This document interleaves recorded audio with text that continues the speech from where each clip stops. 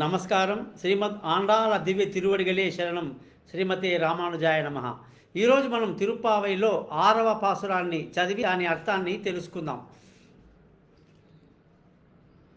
புள்ளும் சிலம்பினகான் புள்ளரையின் கோயிலில் வெள்ளை விலசிங்கம் பேரவும் கேட்டிலையோ பிள்ளாயிலுந்திராய் பேய்முளை நஞ்சண்டு கள்ளச்ச களக்களைய காலோச்சி வெள்ளத்தரவில் துயின்ற மருந்த வித்தென்னை உள்ளுத்து கொண்டும் முனிவர்களும் யோகிகளும் வெள்ளை விழுந்த பேரவும் ఒళ్ళుం పుగుందు ఉళందేలో ఎంబావాయ్.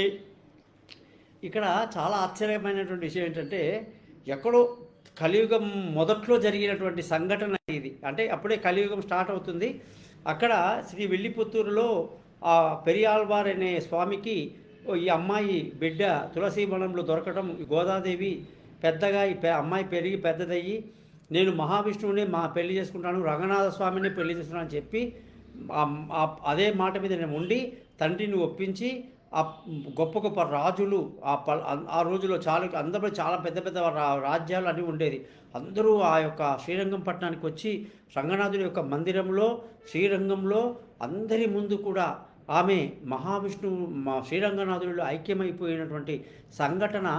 అందులో అమ్మవారు మనకు చెప్పే అత్యంత గొప్ప విషయాలు ఇప్పటిది కాదు, ఇప్పుడు కొన్ని వందల సంవత్సరాల కింద ఎప్పుడో కలియుగం అనేది స్టార్ట్ అయ్యింది. దానికంటే ముందు కాలంలో మనకి ఆ రోజుల్లోనే ఆండాళమ్మవారు కృష్ణుడి యొక్క లీలల గురించి మనకు తెలియజెప్పడం, అంటే అనాదిగా వేల వేల సంవత్సరాల కింద అసలు ఏ మతాలు లేని సమయంలో మాట్లాడిన ఈ మాటలు మనకు కృష్ణ పరమాత్ముడి యొక్క జననం గురించి, ఆయన చేసిన సాహసాల గురించి, ఆయన చంపిన రాక్షసుల గురించి కూడా అమ్మవారు మనకు తెలియచేస్తూ, ఏ మాత్రం కూడా అనుమానం అనేది లేకుండా అందరూ కూడా మహావిష్ణువు అయినటువంటి కృష్ణుని నమ్మి కృష్ణుని శరణాగతి పొందండి, నారాయణుని శరణాగతి పొందండి, మీకు నచ్చిన రూపంలో నారాయణుని స్తుతించండి అని చెప్పి ఆ రోజుల్లోనే అమ్మవారు చెప్పారు. కాబట్టి ఎటువంటి సందేహాలున్నా అన్నీ పటాపంచలు అయిపోతాయి అన్నమాట.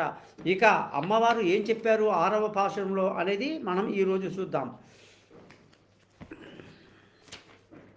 తెల్లవార వచ్చే పులుగు గుంపులు సాగే, పక్షిరాజరాజ గుడి శంఖధ్వని మ్రోగే, లేలెమ్ము మమ్ములను లేపింది ఎవరా, మాయపూతన స్తన గరళమ్ము పీల్చిన, ధనుజ శకటు నీడ్చి తన్ని కీళ్ళీర్చిన, క్షీరాబ్దిలో ముదము శేషశాయి ముందు, ముని యోగి గణమంతా ముకిలించి చేసేటి, హరినామ భజనే మము స్పందించి లేపినది, నోము భక్తితో నీవు చేయదలుచుకున్న అభిప్రాయము మాది యోచించి రమ్మిదే.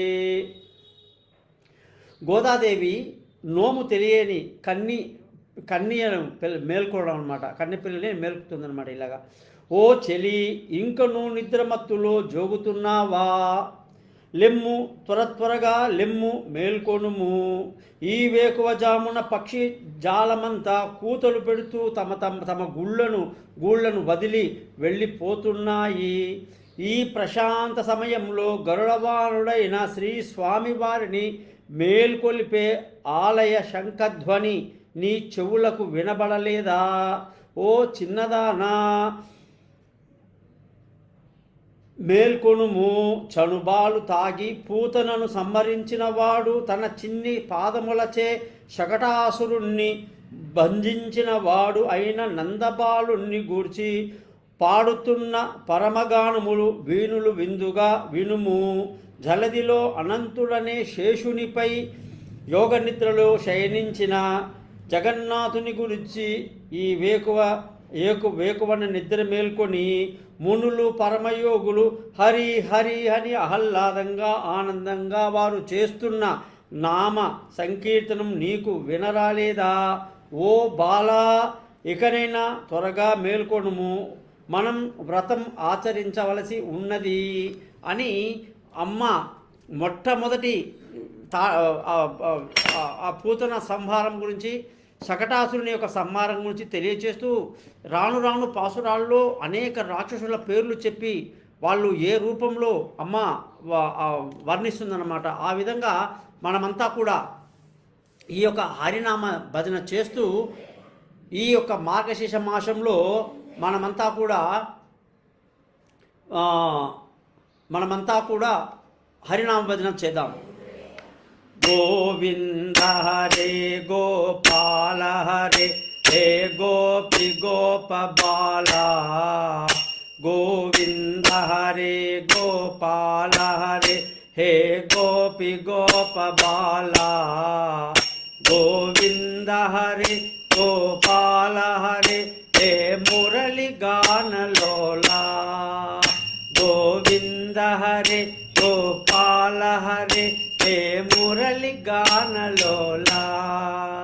గోవింద హరే గోపాల హరే హే రాధా రమణ లోలా.